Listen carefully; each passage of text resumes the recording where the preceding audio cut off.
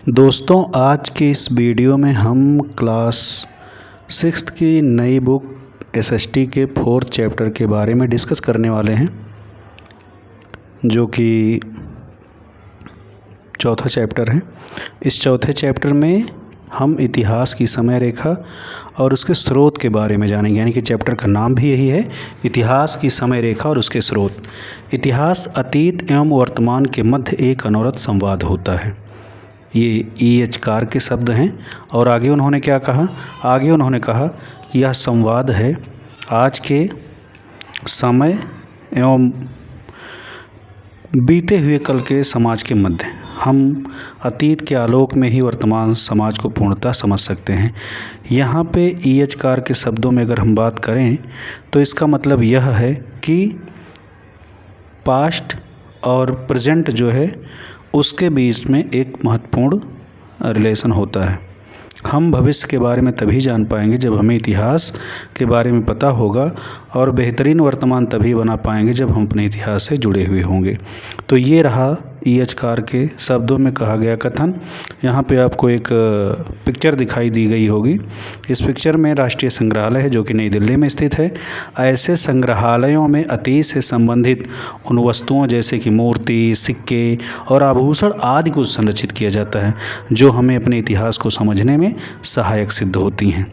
हर एक चैप्टर की भांति इस चैप्टर में भी आपको कई महत्वपूर्ण प्रश्न दिए गए हैं, जिसमें से आपकी स्क्रीन पे पहला जो महत्वपूर्ण प्रश्न है वो है, हम ऐतिहासिक काल की गणना किस प्रकार करते हैं। यानी कि पहला जो प्रश्न है कि हम ऐतिहासिक काल की गणना किस प्रकार करते हैं। दूसरा महत्वपूर्ण प्रश्न इसमें दिया है कि इतिहास को समझने के लिए विभिन्न स्रोत हमारी किस प्रकार सहायता करते हैं, यानी कि इतिहास क्या है, उसके स्रोत क्या हैं और ये हमारी किस प्रकार सहायता करता है। तथा तीसरा और महत्वपूर्ण प्रश्न है कि आदिमानव किस प्रकार रहते हैं, आदिमानव कौन हैं और वो किस प्रकार से रहते हैं। तो ये तमाम सारी बातें जो हैं इस चैप्टर में हम पढ़ने वाले हैं, यानी कि ऐतिहासिक काल की गणना कैसे होती है, इतिहास को समझने के स्रोत कौन कौन से हैं। तो आपको भी एक काम करना है कि आप कमेंट करके हमें बताइए कि इतिहास के स्रोत क्या होते हैं। तो इस चैप्टर में ये तमाम सारी बातें हम पढ़ेंगे। आगे हम बढ़ते हैं। यहाँ पर दिया है कि हम अतीत का अध्ययन किस प्रकार करते हैं। आइए विचार करें, आपकी अपने अतीत की सबसे पुरानी स्मृति कौन सी है? क्या आपको याद है कि उस समय आपकी आयु क्या थी? संभवतः 5 या 6 वर्ष पूर्व तक की हम सभी स्मृतियों को संजो कर रख पाते हैं। और आपको क्या लगता है कि अतीत को समझने से हमें वर्तमान विश्व को समझने में कैसे सहायता मिलती है? इन प्रश्नों पे अगर गौर करें तो हम सभी के जीवन में ये सब होता है कि हमें अपने समय की ज़्यादा से ज़्यादा 5-6 साल की स्मृतियाँ ही याद रहती हैं। उसके पहले की स्मृतियाँ हमें याद नहीं रहती हैं। और ज़्यादा से ज़्यादा हम अगर गौर करें तो 10 साल की कहानी हमको पता होती है। इसके साथ साथ हम यहाँ पर यह भी चर्चा करेंगे कि अतीत को समझने में वर्तमान हमें किस प्रकार से मदद करता है, किस प्रकार से सहायता करता है। अब आगे अगर हम चर्चा करें तो इतिहास होता क्या है? इतिहास क्या है? मानव के अतीत के अध्ययन को इतिहास कहते हैं, हिस्ट्री कहते हैं। यानी कि the study of the past of the human race is called the history. यानी कि ये बाकी और चीज़ें आपको विज्ञान की कक्षा में पता चलेंगी, जो कि पृथ्वी का एक बहुत ही लंबा इतिहास रहा है, जिसमें हम मानव का इतिहास नवीनतम है और एक छोटा सा भाग है। यहाँ पे चित्र में आपको एक डायग्राम दिख रहा होगा स्क्रीन पर। इसमें पृथ्वी के विकास से लेकर के मधुमक्खियों, फल फूल, पक्षी, स्तनपायी, सरीसृप, वातावरण में ऑक्सीजन का प्रादुर्भाव कब हुआ, जीवाणुओं का विकास कैसे हुआ, स्पंज और कवक का जन्म कब हुआ, प्रवाल भित्ति का निर्माण कब हुआ, प्रवाल जीवों का निर्माण कब हुआ, ये सब यहाँ पे आपके पढ़े हुए। अब यहाँ पे एक बात गौर करने वाली है कि इस डायग्राम में 3 तरीके के कलर का इस्तेमाल किया गया है। हल्के नीले कलर में जो भी घटनाक्रम दिखाया गया है उसको अरब वर्षों में समझना है। गहरे नीले कलर में जो घटनाक्रम है उसको करोड़ वर्षों में समझना है। और जो हरे रंग में घटनाक्रम दिखाया गया, जैसे कि आदिमानव, अग्नि, होमो सैपियंस का विकास, ये सब आपको कुछ वर्ष पूर्व की घटनाओं के, यानी कि लाख या 1000 वर्ष पूर्व की घटनाओं के रूप में समझना है। तो इन सब चीज़ों को ध्यान में रखते हुए हम आगे बढ़ते हैं। यहाँ पे सबसे पहले पृथ्वी पर है ना जीवन के विकास की क्रम को दिखाया गया है।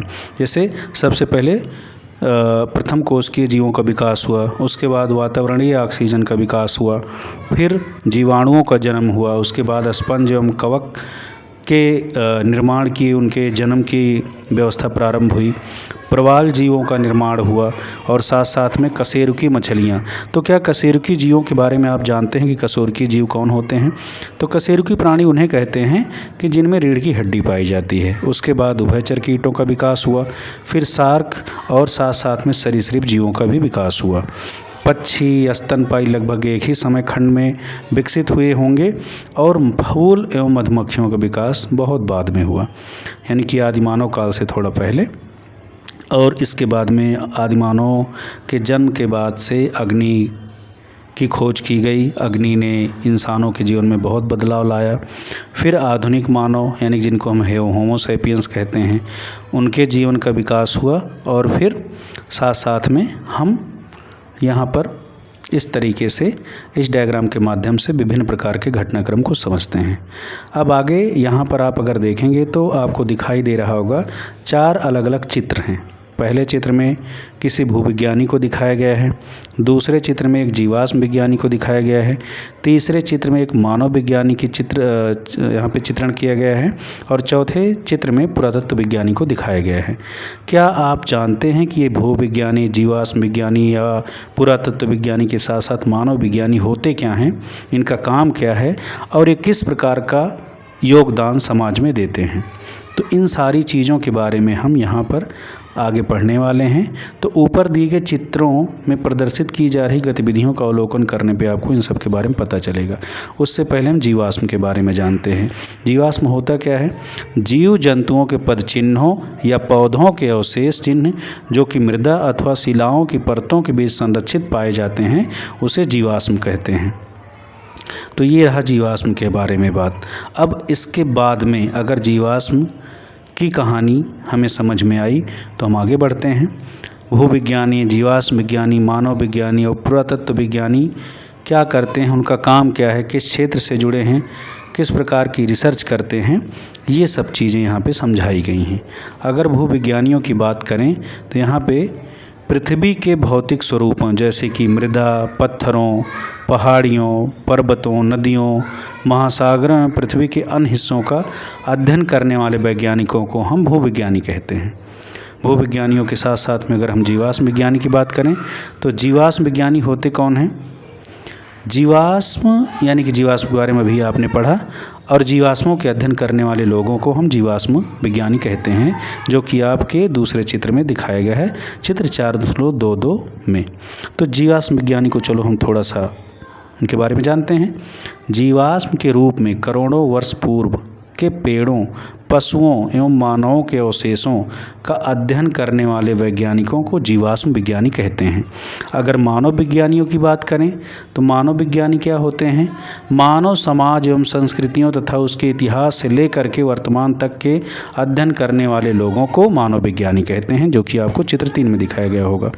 अब इसके आगे अगर हम पुरातत्व विज्ञानी की बात करें तो बच्चों, पुरातत्व विज्ञानी कौन होते हैं? यानी पुरातत्व विज्ञान से जुड़े हुए विषयों के बारे में अन्वेषण, रिसर्च करने वाले लोगों को हम पुरातत्व विज्ञानी कहते हैं। जैसा कि आपकी किताब में लिखा है, मानव, पौधों एवं पशुओं द्वारा अपने पीछे छोड़े गए अवशेषों जैसे कि उपकरण, घड़े, पात्र, मनके, मूर्तियाँ, खिलौने, हड्डियाँ, पशुओं और मानवों के दांत, जले हुए अनाज, घरों एवं ईंटों के हिस्से एवं अन्य वस्तुओं का उत्खनन करके अतीत का अध्ययन करने वाले विज्ञानियों को पुरातत्व विज्ञानी हम कहते हैं। तो ये रही बात भूविज्ञानी से लेकर के पुरातत्व विज्ञानी के बारे में। अब आगे यहाँ पे हम अगला टॉपिक पढ़ने वाले हैं, इतिहास में समय की गणना किस प्रकार की जाती है।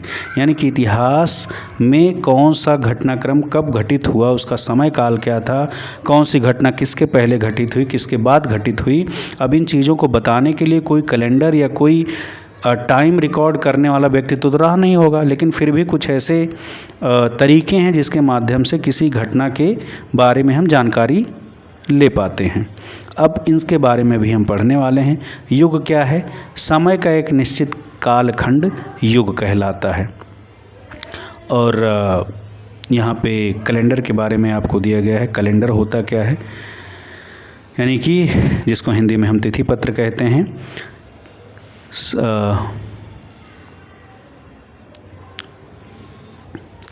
पश्चिम में सामान्यतः ईसा मसीह के जन्म वर्ष से कैलेंडर का आरंभ माना जाता है।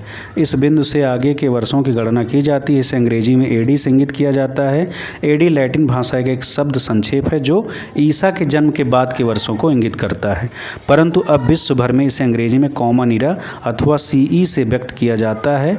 परंतु इसके साथ साथ में जैसे कि भारत की अगर हम बात करें तो भारत में एक महत्वपूर्ण घटनाक्रम 1947 में हुआ था, जब हमारा देश आज़ाद हुआ था। इसको अगर इस पैटर्न पे हमें दिखाना हो तो क्या लिखेंगे, 1947 CE। और यानी कि इसी प्रकार ईसा मसीह के जन्म की पारंपरिक तिथि से पूर्व के वर्षों की गणना उल्टे क्रम में की जाती है, जिसे अंग्रेजी में BC से इंगित किया जाता था, जिसे अब अंग्रेजी में बिफोर कॉमन ईरा BCE से इंगित किया जाता है। और अंग्रेजी कैलेंडर में जैसे कि आपको पता है 365 दिन होते हैं, 12 महीने होते हैं, और प्रत्येक 4 वर्ष में एक अधिवर्ष होता है जिसको आप लीप ईयर कहते हैं, यानी कि उसमें फरवरी 29 दिन की होती है और साल 366 दिन का हो जाता है। तो ये अंग्रेजी कैलेंडर की खासियत है। अब आगे हम बात अगर करते हैं कि उदाहरण के लिए 560 सामान्य संवत पूर्व अगर गौतम बुद्ध के जन्म की बात करें तो जो कि क्या आप गणना कर सकते हैं कि उनका जन्म आज से कितने वर्ष पूर्व हुआ था। तो इस प्रकार से गणना करने की भी अपनी एक विधि होती है जिसको हम आगे पढ़ने वाले हैं। तो अगर एक चीज़ और यहाँ पे मैं आपको बताना चाहूँगा कि कोई वर्ष लीप ईयर है कि नहीं है, या कौन सा वर्ष ऐसा है कि जिसमें फरवरी 29 की होगी, इसको कैसे पता करेंगे। तो इसका एक सामान्य सा तरीका है, उस वर्ष को आप 4 से भाग कीजिए। अगर भाग करने पे वर्ष पूरी तरीके से विभाजित हो जा रहा है तो वह लीप वर्ष है, और नहीं विभाजित हो रहा है तो उसे लीप वर्ष नहीं मानेंगे। अभी तक हम अब आगे टॉपिक की चर्चा करते हैं। यहाँ पे एक आपको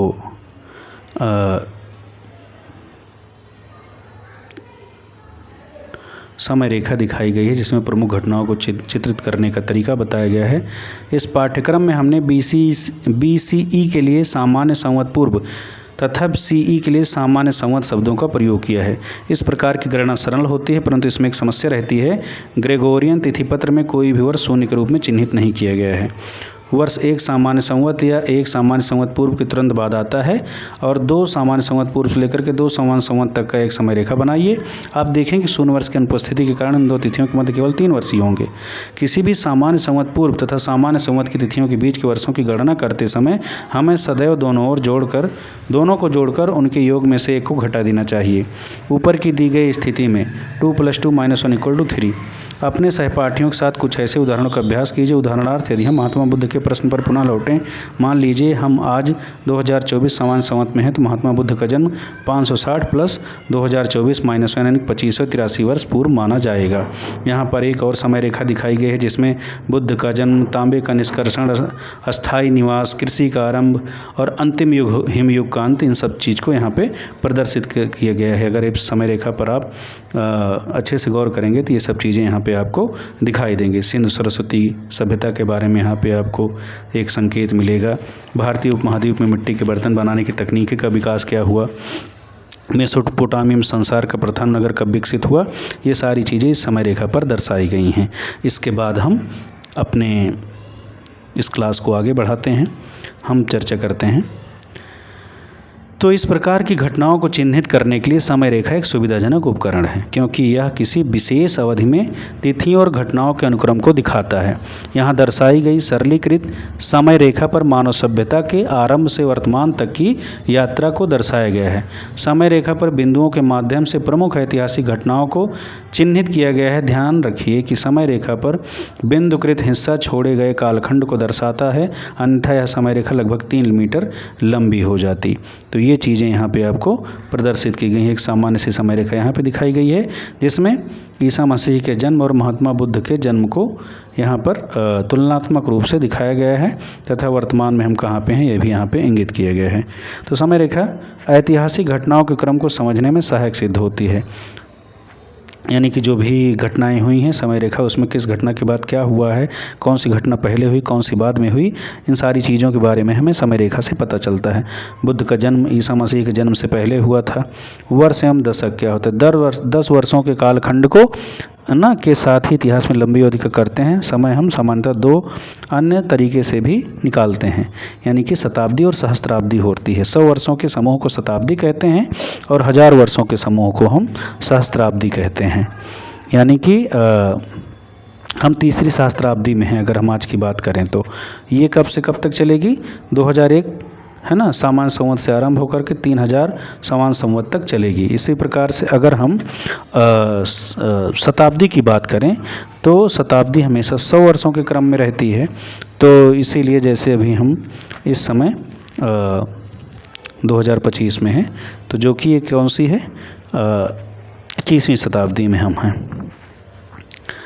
यहाँ पे आपको एक छोटा सा काम करना है। 1900 सामान्य संवत से लेकर आज तक की समय रेखा बनाइए।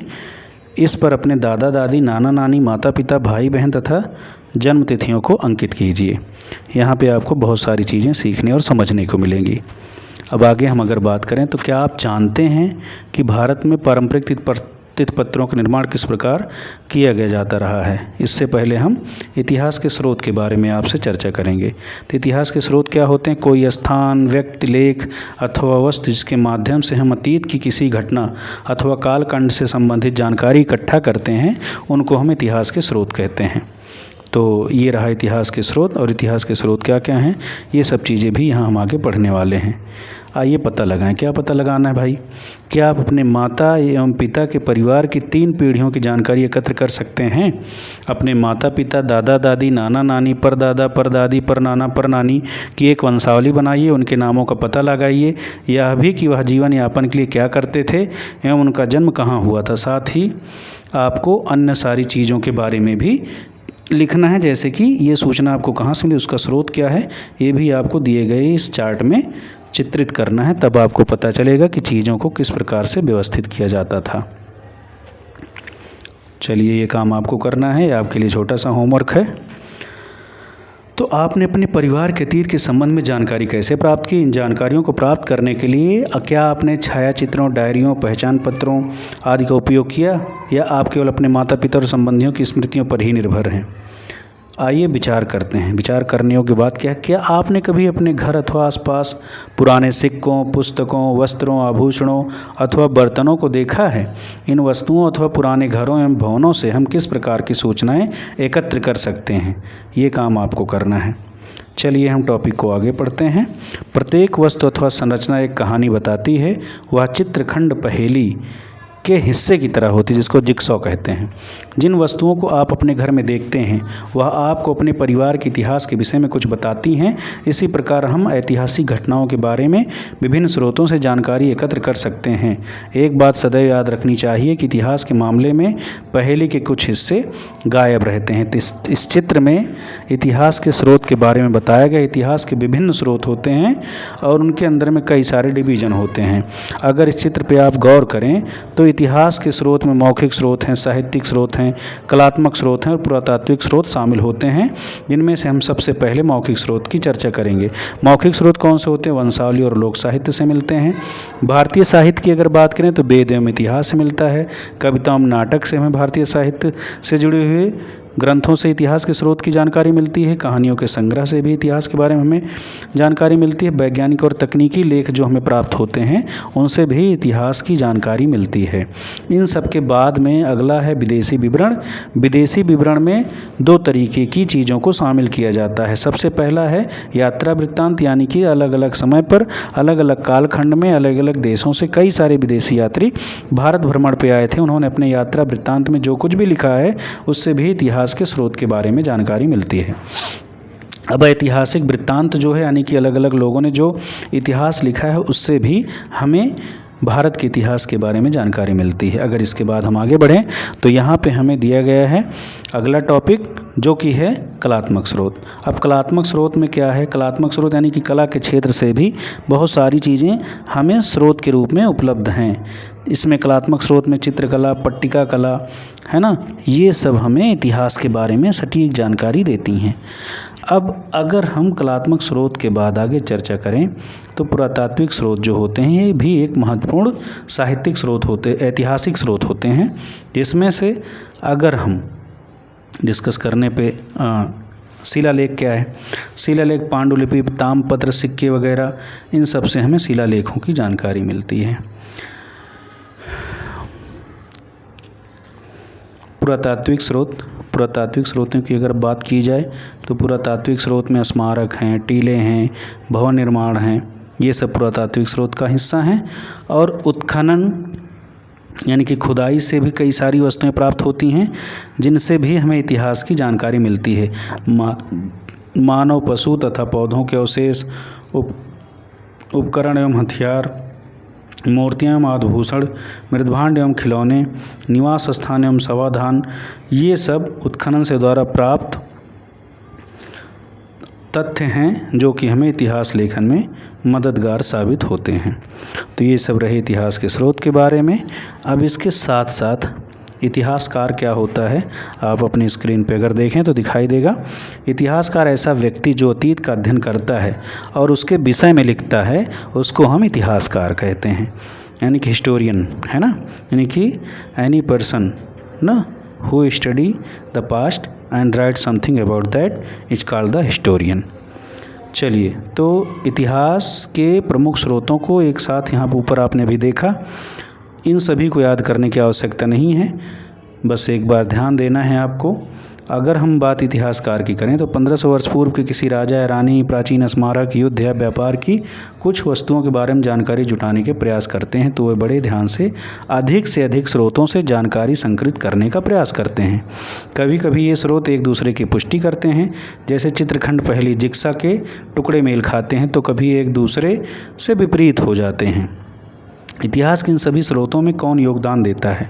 इतिहासकारों के साथ ही पुरातत्व विज्ञानी, पुरालेख शास्त्री जो प्राचीन अभिलेख पढ़ते हैं, मानव विज्ञानी जो मानव समाज या संस्कृतियों का अध्ययन करते हैं, साहित्य व भाषा के विशेषज्ञ आदि इसमें अपना योगदान देते हैं। साथ ही पिछले 50 वर्षों में वैज्ञानिक अध्ययनों ने इतिहास के पुनर्निर्माण में अधिक से अधिक योगदान दिया है। उदाहरणार्थ प्राचीन जलवायु का अध्ययन, उत्खनन की गई सामग्री का रासायनिक अध्ययन और प्राचीन मानव की आनुवांशिकी के अध्ययन ने एक नया दृष्टिकोण दिया है, जिससे और पूरक स्रोत प्राप्त हुए हैं। साथ ही जब इतिहासकार आधुनिक इतिहास साधारणतः, जिसका अर्थ है पिछले 2 अथवा 3 शताब्दियों का इतिहास का अध्ययन करते हैं, तो समाचार पत्र एक अन्य महत्वपूर्ण स्रोत के रूप में उपस्थित होता है। पिछले कुछ दशकों के अध्ययन के लिए इलेक्ट्रॉनिक मीडिया, टीवी और इंटरनेट का भी उपयोग बढ़ा है। और आनुवांशिकी क्या होता है? आनुवांशिकी जीव विज्ञान की वह शाखा जो यह अध्ययन करती है कि किस प्रकार पौधों, जानवरों या मनुष्यों की कुछ पीढ़ियों की गुण और विशेषताएं एक पीढ़ी से दूसरी पीढ़ी में पहुंचती हैं, तो उसे हम आनुवांशिकी कहते हैं। तो चलिए हम आगे बढ़ते हैं टॉपिक में। यहाँ पर आपको कुछ होमवर्क करना है। क्या करना है? इस पृष्ठ पर इतिहास के स्रोतों से संबंधित कुछ चित्र दिए गए हैं। ये वस्तुएं कौन कौन सी हैं एवं उनके, है ना, बारे में आपको कुछ लाइनों में लिखना है। अब मानव इतिहास के प्रारंभ की अगर बात की जाए तो मानव यानी कि लगभग 3 लाख वर्ष पूर्व होमो सैपियंस पृथ्वी पर रह रहे हैं। यह एक लंबा समय प्रतीत होता है, परंतु यह पृथ्वी के इतिहास का एक छोटा सा अंश मात्र है। आइए इनके आरंभिक इतिहास को संक्षेप में देखें। अब इसमें अगर आप चित्र में ध्यान से देखेंगे तो इस चित्र से आपको क्या जानकारी मिल रही है। आपको एक छोटा सा मैं होमवर्क देता हूँ। इस चित्र में जो कुछ भी दिखाई दे रहा है उस पर एक आप लेख लिखने का प्रयास करिए, जानकारी जुटाने का प्रयास करिए। आदिम काल में लोग कैसे रहते थे, उनका जीवन कैसा था, क्या क्या करते थे, क्या आपकी जो जानकारी इन चित्रों से मेल खाती है। तो ये एक छोटा सा काम आपको करना है। अब यहाँ पे आगे क्या है, आदिमानव को प्रकृति से अनेक चुनौतियों का सामना करना पड़ा। एक दूसरे की सहायता करने के लिए वे टोलियों एवं समूहों में रहते थे। वे मुख्यतः आखेटक एवं खाद्य संग्राहक थे तथा भोजन एवं आश्रय की निरंतर खोज करते रहते थे। इसका अर्थ है कि वे अपने जीवन के लिए खाने योग्य पौधों एवं फलों के संग्रह व आखेट पर निर्भर रहते थे। यानी कि पहले उनको कृषि का ज्ञान तो था नहीं, ऐसी स्थिति में उनको या तो शिकार करना पड़ता था या तो खाने पीने की वस्तुओं, पौधों और फलों के संग्रह से ही जीवन काटना पड़ता था। जैसा कि ऊपर आपने शैलाश्रय में देखा होगा, जो चित्र बना है वहाँ से आपको इन सारी चीज़ों के संकेत मिले हुए होंगे। और भी कई सारी गतिविधियाँ हैं जो आपको पहचानना है और प्रत्येक के बारे में आपको आगे संक्षेप में विवरण देना है। कमेंट करके आप अगर हमें बता सकें तो बेहतर होगा। इसके अलावा जैसा कि मैंने पहले आपको बताया कि जो भी शैलाश्रय में चीज़ें दिखाई दे रही हैं उस पर आपको एक छोटा सा लेख एक पेज में खुद से करना है, जो कि आपके लिए होमवर्क है। हमारे आदि पूर्वजों के प्राकृतिक तत्वों को लेकर कुछ निश्चित विश्वास थे, संभवतः उनके मरणोपरांत जीवन को लेकर के कुछ धारणाएं भी थी। यह समूह अस्थायी शिविरों, शैलाश्रयों अथवा गुफाओं में रहते थे एवं एक दूसरे से जिन भाषाओं में संवाद करते थे वे अब लुप्त हो चुकी हैं। उन्होंने अग्नि का उपयोग किया, पत्थर की उन्नत कुल्हाड़ियों, ब्लेड्स, नुकीले तीरों एवं अन्य उपकरणों आदि के निर्माण ने उनके जीवन को सरल बना दिया। संपूर्ण विश्व की सैकड़ों गुफाओं के शैल चित्रों में उनके जीवन के विविध आयाम दिखाई देते हैं। इनमें से कुछ चित्र साधारण आकृतियों एवं प्रतीकों के हैं, जबकि कुछ अन्य चित्र अधिक विस्तृत हैं एवं उनमें पशुओं एवं मानवों के दृश्य हैं। समय के साथ इन आदि मानवों ने पत्थर एवं मानकों की माला, पशुओं के दांतों के पेंडेंट आदि जैसे साधारण आभूषण बना लिए और कभी कभी वे दूसरे समूहों के साथ इनका आदान प्रदान भी करते थे। अब इसके बाद में हम मानव ने पहली उपज कब उपजाई इसकी चर्चा हम करेंगे। एक लंबे समय में पृथ्वी की जलवायु में अनेक परिवर्तन आए हैं। एक समय पृथ्वी पर बहुत ठंड थी, इसका एक बड़ा भाग हिमाच्छादित है यानी कि बर्फ से ढका हुआ था, इसलिए इसे हिमयुग कहा जाता है। इसके विषय में आप विज्ञान में विस्तार में अध्ययन करेंगे। बाद में जब जलवायु गर्म होने लगी तो हिम का कुछ भाग पिघल गया, जिसके कारण तत्कालीन नदियों में जलभराव हो गया जो बाद में समुद्रों में समाहित हो गई। हिमयुग लगभग 1 लाख वर्ष पूर्व से लेकर के 12,000 वर्ष पूर्व तक रहा। इसके उपरांत मानव के लिए जीने योग्य परिस्थिति में सुधार आया। विश्व के कई हिस्सों में उन्होंने एक स्थान पर बसना तथा अनाज उगाना आरंभ कर दिया। उन्होंने गाय, बकरी आदि जैसे जानवरों का घरेलूकरण भी आरंभ कर दिया, यानी कि उनको डोमेस्टिकेट करना प्रारंभ कर दिया। भोजन की अधिक उपलब्धता के कारण ये समूह अपने आकार व संख्या में बढ़ने लगे। ये प्रायः नदियों के किनारे बसने लगे। अच्छा, यहाँ पे एक सवाल है मेरा कि वो नदी के किनारे ही क्यों बसे? इसका अगर आपको जवाब पता हो तो हमें कमेंट करके बताइए। इसके कई सारे कारण हैं, जितना ज़्यादा आप जवाब दे सकें बेहतर होगा। लेकिन इसका एकमात्र कारण जल की उपलब्धता नहीं थी, परंतु यहाँ की मृदा का अधिक उपजाऊ होना भी था। इससे अन्न उगाने की प्रक्रिया भी अधिक सरल होती थी। ये चित्र देखो, इस चित्र से आदिम काल के मानव के जीवन के बारे में कुछ जानकारी आपको मिल रही होगी और इसके आधार पे आपको एक लेख लिखना है, अपने दोस्तों के साथ अपनी क्लास में चर्चा करना है और इस चित्र से आपको क्या जानकारी मिलती है आप हमें कमेंट करके ज़रूर बता सकते हैं। पहले प्रदर्शित शैल चित्र एवं उपयुक्त चित्र दोनों में ही पुरुषों और महिलाओं को कुछ निश्चित भूमिकाओं में दर्शाया गया है। यानी कि यहाँ पे ये दिखाया गया है कि महिला और पुरुष अलग अलग काम कर रहे हैं, परंतु आवश्यक नहीं कि इन चित्रों में जो दिखाया गया है वैसा ही हो और सभी परिस्थितियों में हर एक जगह में लागू हुई हो। उदाहरण के लिए हो सकता है कि शैल चित्रों में महिलाओं ने गुफा में चित्रकारी करने के लिए रंगों को तैयार किया हो अथवा स्वयं चित्रकारी की हो। दोनों ही चित्रों में हो सकता है कि पुरुषों ने भोजन की कोई वस्तु बनाई हो अथवा शिशुओं की देखभाल में मदद की हो। ऐसी भूमिकाओं एवं परिस्थितियों पर विचार करते हुए कक्षा में चर्चा कीजिए और इस बात का ध्यान रखिए कि जी, तो हम वापस टॉपिक पे आते हैं। पल्ली क्या है? पल्ली एक छोटी बस्ती अथवा छोटा गांव होता था। जैसे जैसे समुदायों का विकास हुआ समाज जटिल होता गया। सरदार अथवा मुखिया लोगों के कल्याण के लिए उत्तरदायी थे एवं सभी सामूहिक रूप से सामुदायिक कल्याण के लिए कार्य करते थे। उदाहरण के लिए निजी स्वामित्व का भाव नहीं था और भूमि पर सामुदायिक रूप से कृषि की जाती थी। जैसे जैसे समय बीतता गया पल्ली यानी कि उपग्राम बड़े गाँव में परिवर्तित होने लगे और मुख्यतः भोजन, वस्त्र, उपकरण आदि वस्तुओं का आदान प्रदान करने लगे। धीरे धीरे इन गाँव में संप्रेषण यानी कि कम्युनिकेशन यानी कि एक दूसरे से वार्तालाप बढ़ने लगा, लोगों के बीच में आवागमन का तंत्र विकसित हुआ और इनमें से छोटे कस्बों में परिवर्तित हो गए।